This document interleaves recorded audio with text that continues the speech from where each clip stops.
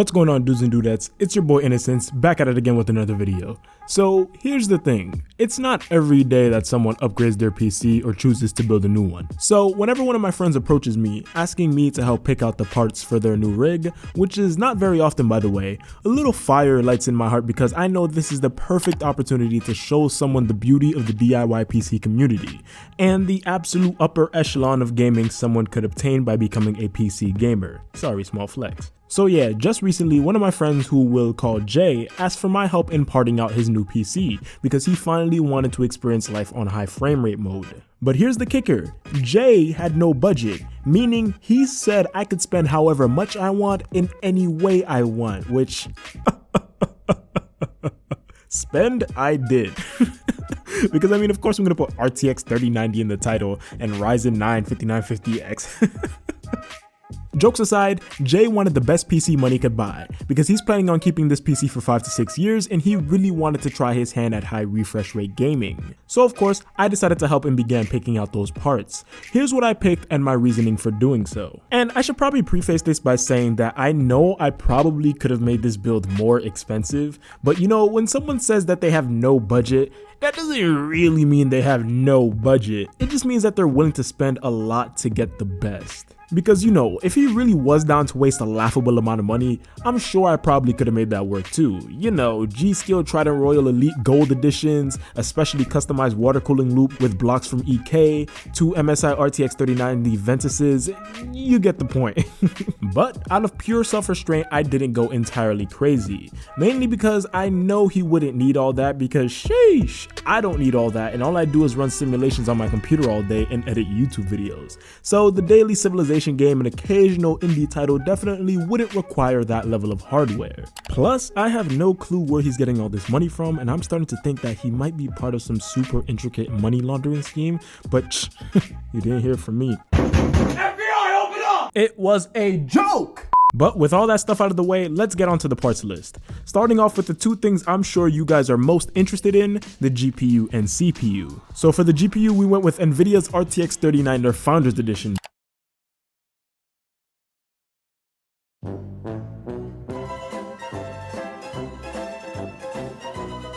Because screw it, why not? And also because we really enjoyed the gray and black aesthetic that such a basic card brings to the table. Who am I kidding? We just couldn't find any other version because it seems like those things are getting scalped harder than PS5s right now. We're honestly lucky we managed to get a Founders Edition with our wallets intact. Well, not my wallet. But you know, not saying the thing is worth how much we paid for it, but its unparalleled gaming performance and current throne is 100% undebatable. We could have went with something like an RTX 3080 Ti which was just released, but I don't think all 4 of our kidneys would have been enough to buy one. Plus, it comes with super cool features like NVIDIA's Deep Learning Supersampling or DLSS, which basically uses the card's built-in AI tensor cores to get free performance. The feature is supported in pretty much all major titles nowadays and can boost gaming frame rates as much as 50% in some cases, and that's on top of its already ridiculous traditional performance. If you guys don't know what Moore's Law is, it's a rough estimation first proposed by Gordon Moore in 1965. He basically states that the number of transistors on computer chips will roughly double every 2 years while the cost halves. And if you guys don't know anything about transistors, a good rule of thumb is that the more transistors there are on a chip, the better the performance, on a more or less 1-to-1 scale. Modern computers like the phone you're probably watching this on have billions of transistors, while computers from the 1960s had less than 3,000. Moore's Law is pretty much why technology has advanced as fast as it did, and why we have it pretty much doing everything nowadays, from doing our taxes to driving us home. But sadly, in recent years, we've started to realize that Moore's Law can't continue forever. Well, at least until we figure out quantum physics. So we won't be able to keep up this exponential progress of technology for much longer. Which is why you see every company and their mother starting to dabble in artificial intelligence, self-driving, deep learning, because when we eventually run out of physical improvements to make, likely within the next 50 years, we're going to have to get our progress from elsewhere. Hence AI and NVIDIA's Deep Learning Supersampling for gaming. Oh yeah, and the card also has ray tracing if that's important to you. But next up is AMD's Ryzen 9 5950X, which is currently regarded as the best gaming CPU money could buy. Did we need it? No. Did I buy it? Hell yeah. This thing will help the 3090 push out the maximum number of frames it can in nearly every game you throw at it, leaving not a single particle unrendered. The next component chosen for this build was a white Corsair H100i all-in-one CPU water cooler, for the benefits of water cooling without the hassle of maintenance, because look at this thing, you could literally toss it anywhere and any way you want and it wouldn't start leaking. Okay, maybe don't toss it, but it's still pretty reliable.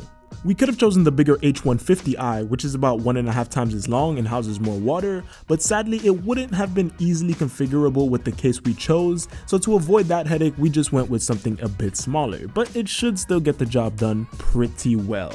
And speaking of cases, the chassis we chose is none other than the white Corsair iQOO 4000X RGB, because come on man, RGB, it can't be a PC in 2021 if it doesn't look like unicorn puke. But jokes aside, it's a really good case with a lot of space, tons of cable management options, drive bays, and other features too. Like, I was pleasantly surprised at how fun it was to work within this case. I could totally recommend it. Like seriously, this case is amazing, and I kinda wish it was out when I built my rig a couple of years ago because it would have saved me so much trouble. But next up are the 4 white Corsair LL120 RGB case fans alongside a Commander Pro lighting extension kit to replace the case's built-in lighting system and give it a bit more rainbow puke to work with. And in case you haven't noticed yet, this build is going to be primarily white themed except for that dull 3090 we explained earlier.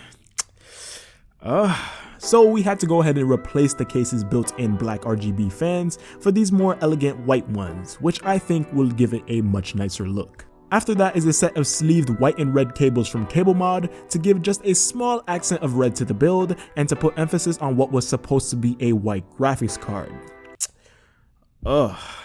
I really do like everything that 𝗃𝐵𝐴 does. If you guys are ever in the market for some premium sleeved cables for your upcoming PC build, 𝗃𝐵𝐴 really has become a leader in making premium sleeved colored cable kits, and the way they look is always about 1,000 times better than the cables that come with your generic power supply. I'm not sponsored by them or anything. In fact, I'm too trash to get sponsored by anyone apparently. I'm just generally impressed with their product. Though, 𝗃𝐵𝐴, if you do want to sponsor me, feel free to shoot me an email. My doors are always open. Next up is the 850 watt Corsair RM850X power supply, which is 80 plus gold certified. So we should be getting all that juicy power from the wall outlet as efficiently as possible. Plus 850 watts gives us about 150 watts of headroom to work with when the system goes under load, leaving Jay the option to overclock in the future if he so chooses. Now we come to the RAM, in which we have a 4-stick kit of 64 GB of Corsair Dominator Platinum 3200 memory, or in layman's terms,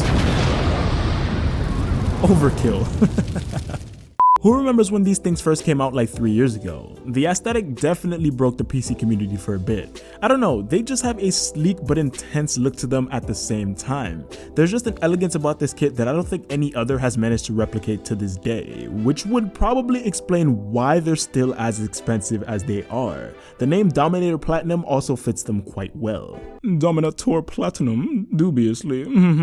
Next up is the 3 drives we'll be putting into this computer, which consists of 2 2TB Samsung 980 Pro PCIe 4.0 NVMe M.2 drives, which if you're not into computers, you're probably like, what the hell did you just say? But basically 2 2TB drives that are blazing fast and are officially the first ever DIY market storage solution from Samsung that operates on the PCIe 4.0 interconnect, which is what the PlayStation 5's SSD runs on. It's highly unlikely that these drives are as fast as Sony's, but it was definitely a baby step in the right direction to keep them on their toes. Only a matter of time now before the PC community reclaims the SSD title.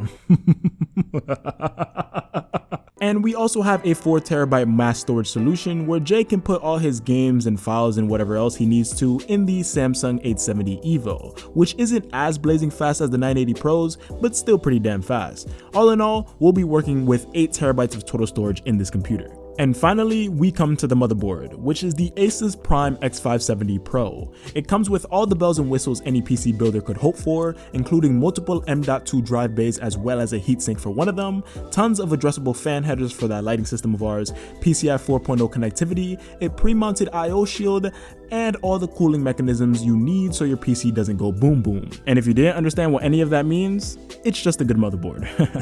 and a coupon for 20% off cable mod cables. I wish they mentioned that when we bought it online and before we got our own. Jay, I hope you don't mind, but I'll be taking that for myself. And that covers all the parts that we'll be working with in this ridiculous build, and you can see them all on this table right here. You can also find links to all this stuff in the description below if you happen to be interested in purchasing some of it for yourself. You know, assuming you're willing to partake in the dark arts to be able to find it in stock. But that's enough talking, let's jump straight into this epic build time lapse.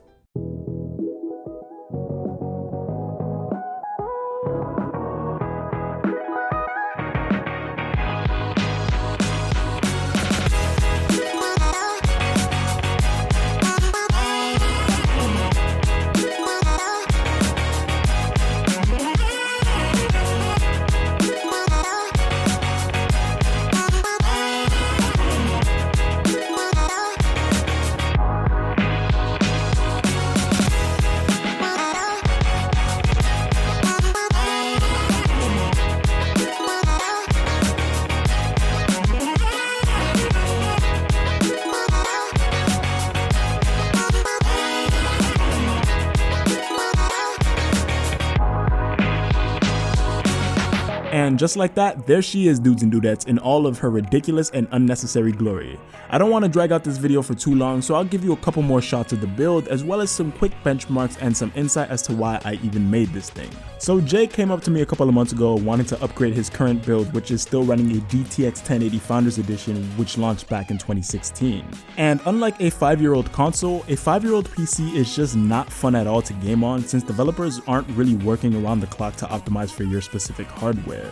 He was experiencing frame drops all over the place and really couldn't play on anything above 1080p medium settings anymore, which I guess still looks better than console, but that's besides the point. Now don't get me wrong, the 1080 was an absolute beast for its time, but nearly 6 years later the card definitely is starting to show its age.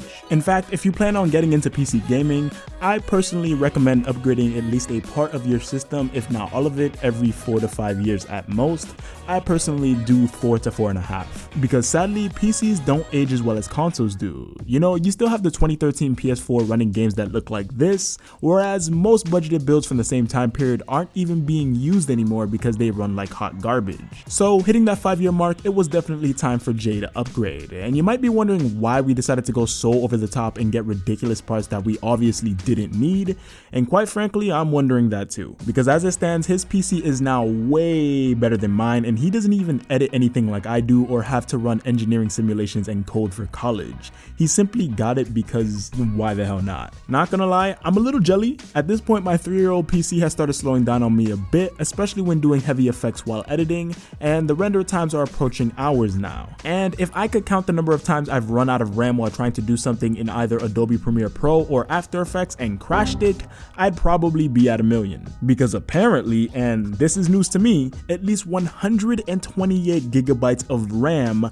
is recommended when editing 4K 60 FPS video in Adobe After Effects, which is just freaking ludicrous and makes my 32 gigabytes look like a garbage dispenser rolling in the wind. But I guess it explains why I'm always running out of RAM. I'm coming up on my next upgrade window next year, so I think I'll try to hit that 128 gigabytes in my next build, because if I'm being honest, I love my PC right now, her name is Soul by the way, but recently she's becoming a chore to edit on. Either way, keep a lookout for that, because I feel like when I finally do get the insane amount of money I'll need to make that happen, I'll probably have a ton of other cool announcements to make alongside the channel. But Jay definitely did not need a PC this powerful or with this much RAM, but that's just the way the cookie crumbles. The realm of PC gaming is the realm of bragging rights, and right now, I lose. With that being said, however, that's going to bring us to the end of the video, ladies and gents. If you liked the video, leave a like. If you disliked the dislike, and be sure to subscribe so you never miss a future upload on the channel.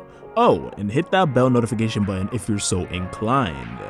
I've been Innocence, you've been the audience, and I'll catch you guys in the next one. Peace out.